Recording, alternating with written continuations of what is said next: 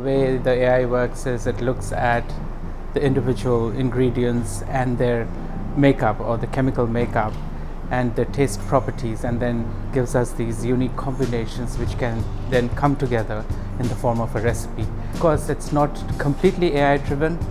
We like to call it creative AI because the chefs are also very much part of this whole process. It's how they bring these individual components or individual ingredients together to create something that has the right flavor, the right texture, and so on.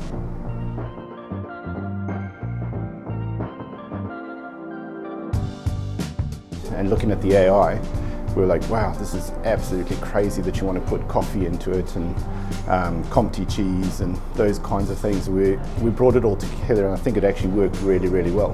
We get surprised by the combinations that the AI gives us. And it is again because it is looking at the building blocks or the chemical makeup of these ingredients. So if a few ingredients have come together to form a dish, then we know that there is compatibility between the ingredients. But now we are in a position where we look at what's the makeup of these ingredients. So once we know the chemical makeup, then we can see how those chemical compounds can combine with other chemical compounds, find their compatibility, and come up with new ingredient combinations which can then go into creating these unique recipes. Working with liver and heart is always really quite tricky. So because the AI said that they all complemented each other, we then looked at it and said, well, let's give it a bash. And the outcome actually, I believe, will be really, a lot of chefs will be looking at this going, why don't we bring offal into a lot of our burgers from a nutritional point of view, but also from a flavour point of view.